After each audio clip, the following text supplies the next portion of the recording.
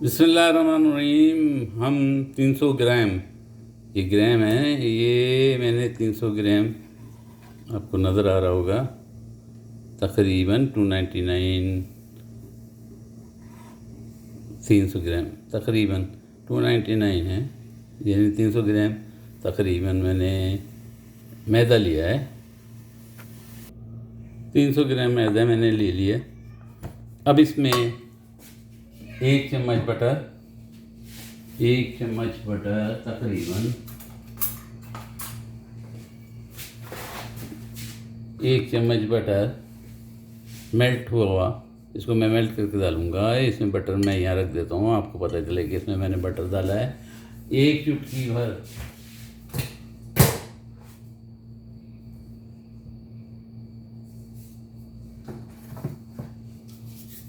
एक चुटकी भर 4 ग्लास का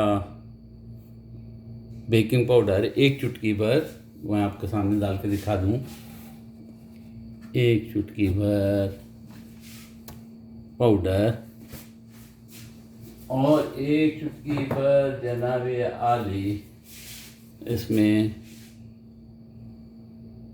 बेकिंग पाउडर भी 1 चुटकी भर इसमें डाल देंगे, डाल दिया। सॉल्ट हस्बे आदत डाल देंगे। सॉल्ट अब हस्बे आदत, आपके जो आदत के मुताबिक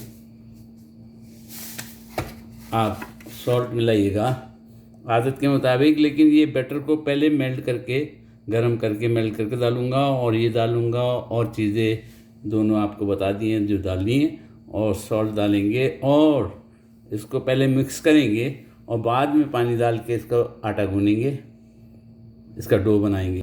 हमारा डो तैयार हो चुका है। इसको 15 मिनट, कम से कम 15 मिनट तक आप ढक के रखेंगे, ताकि इसके जो रिएक्शंस हैं वो कंप्लीट हो जाएं, और उसके बाद हम इसके चपाती बनाएंगे, रोटी बनाएंगे।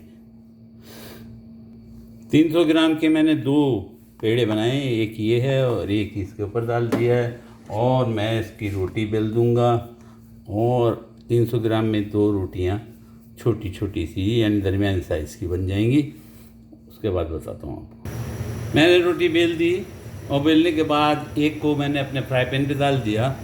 आपको कैमरे को मैं फ्राई पैन पे ले जाता हूँ, आपको दिखाऊँ कि रोटी मेरी पक रही है, ज़्यादा पक नहीं जाए, इसलिए मैं इसको आपके सामने फ्राई पैन पे माशाल्लाह तबारकल्लाह खूब फूल रही है। इसको ऐसे करके मैं हवा में इसको पलटूँगा, हवा ही में इसको मैं पलटूँगा, और पलटने के बाद दूसरी तरफ सेकूँगा। वो ज़्यादा सीख गई मेरी रोटी, बहरहाल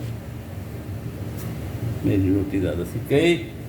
बहरहाल हम इसको सीखेंगे दूसरी तरफ भी। ये मेरी रोटी जनाबे आली एक मज़ेदार, क्रिस्पी, ज़बरदस्त। इस पर आप चाहें तो बटर लगाएं। थोड़ी सी ज़्यादा सीखी है, ये वाला हिस्सा थोड़ा सा ज़्यादा हो गया, कोई मसला नहीं है इंशाअल्लाह। एक सीखने के बाद मैं दूसरी डालता हूँ, तो मैं इसको पलटता हूँ इस तरह। आपको अगर प्रैक्टिस हो तो इस तरह पलटिए, वरना हाथ से पलटिए। एक तरफ मैंने रोटी बना दी, और दूसरी तरफ मैंने ओवन में गोश्त को स्लाइसेस बना के रख दिए, और जनाबे आलू गोश्त के स्लाइसेस बिल्कुल उसी तरह जिस तरह शवरमा में बनाए जाते हैं, इस पे बना के रख दिए, ताकि ये शवरमा टाइप के गोश्त के टुकड़े बन जाएं।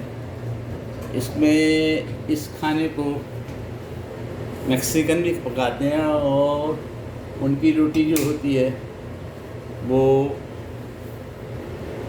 कॉर्न के आटा पीस के बनाते हैं।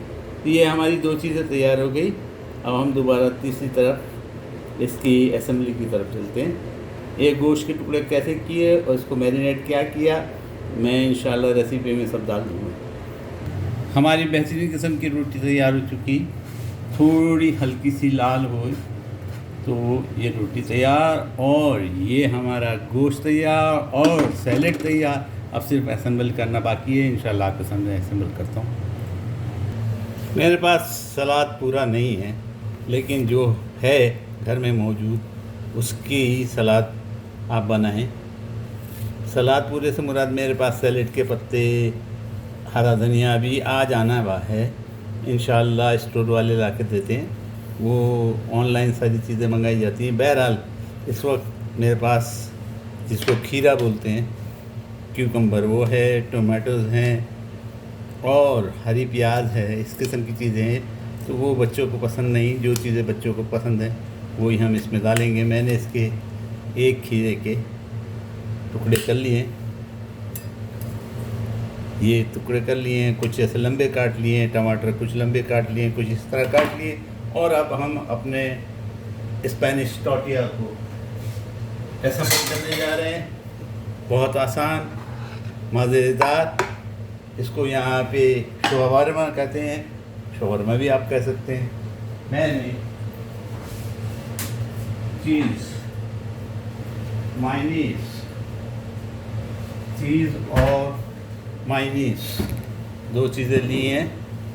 वो जनाब आली मेरी टोटिया की ब्रेड रोटी ज़बरदस्त बनी है अल्हम्दुलिल्लाह। थोड़ी सी क्रिस्पी हो गई है। आप इसमें जब भूनेंगे तो ख्याल रखिएगा पानी से भूनिएगा, क्योंकि अगर खाली ऑयल ज़्यादा हो जाएगा तो ये थोड़ी सी ज़्यादा क्रिस्पी हो जाती है। तो पानी डाल के जिस तरह हमारा आटा आम भूना जाता है, ये एक्सपीरियंस आज ही मुझे हुआ कि ये रोटी थोड़ी सी क्रिस्पी हो गई है। जो टूटने का डर है इसको फिर आप पानी, ये मैंने लिक्विड चीज़ लगा दी है, लिक्विड चीज़ लगा दी है। और क्योंकि मेरी पोती ने खाना है, पहला सैंडविच है ये। बाद के सैंडविच मैं बाद में बनाऊंगा, जिस वक्त सब मौजूद होंगे। अभी सारे ऑफिस वगैरह में गए हैं, उस वक्त मैं बनाऊंगा। ये लाना आने के बाद हम इसके ऊपर टमाटर रखेंगे। टमाटर के मैंने कतले कर दिए, और बारीक कीजिएगा। मेरी तो सुबह की चाय भी बाकी है, मैं नाश्ता भी कर रहा हूँ और ये चीज़ें भी बना रहा हूँ आपको दिखाने के चक्कर में कि आप खुश हो जाएं किसी सूरत से। आप मेरे भाई हैं, बेटे हैं, दोस्त हैं।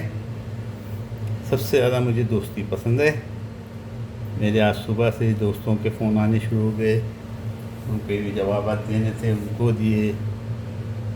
एक पाकिस्तान में हमारे बहुत गहरे दोस्त हैं बचपन से, वो जनाब अली। तो ये मैंने सारा सैलेड तकरीबन इसमें रख दिया। सैलेड थोड़ा सा ऊपर रखना चाहिए था, ये ऊपर आ गया ताकि गोश्त की जगह हो। और हमारा बनाया हुआ गोश्त, मेरा चूटा इस वक्त नज़र नहीं आ रहा है, मैं हाथ से रखूँगा, माइंड नहीं कीजिएगा। ये हमने गोश्त रख दिया जनाब, ज़बरदस्त। और ये मैं खा के चक्के भी देखूँ, ज़बरदस्त। ठीक है, लेकिन बड़े मज़ेदार है। गोश्त हमने सारा तमाम तकरीबन एक शवरमा कर दिया। कुछ ज़्यादा हो गया मटीरियल, डर है कि ये रोटी पैक हो नहीं हो। बस हमने रख दिया।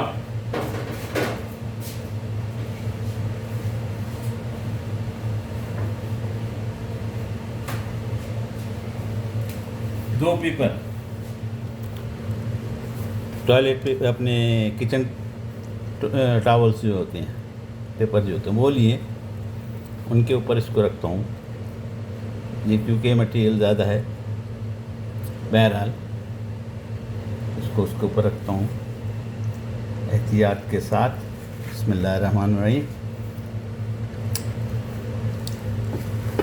जनाब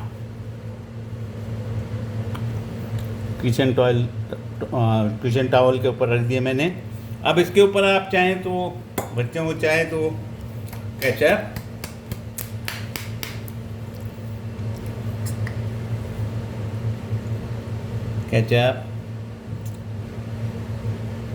बच्चे चाहे तो हॉट सॉस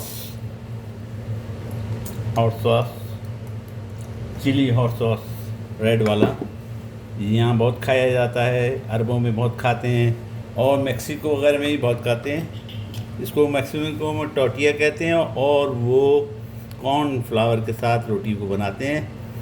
मैंने मैदे के साथ बनाई है। घी का इस्तेमाल उस रोटी के आटे में कम कीजिएगा वरना रोटी क्रिस्पी ज़्यादा हो जाएगी। और जैतून के कतले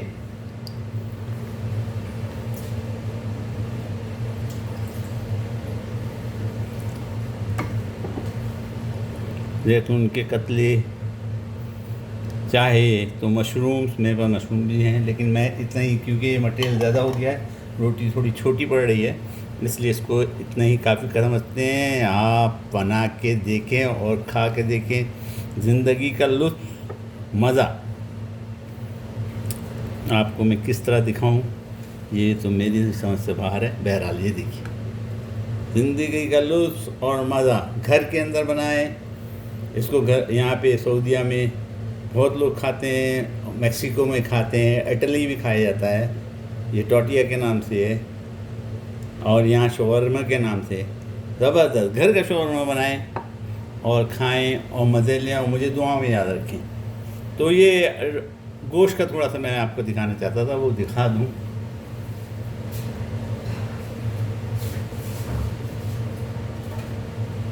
हम तमाम गोश्त को आते ही भाप देते हैं ताकि जर्म्स वगैरह ख़त्म हो जाए। हल्दी लगाते हैं, नमक लगाते हैं और ये फ्रीज़र में रखा हुआ तो ये कटेगा नहीं, वरना गोश्त के टुकड़े निकाल के आप छुरी से बारीक कीजिए और बारीक करने के बाद उसको मैरिनेट कीजिए। मैरिनेट किन चीज़ों से करेंगे मैं इंशाल्लाह अपने पेज पे लिख दूँगा, आप ज़रूर देखिएगा।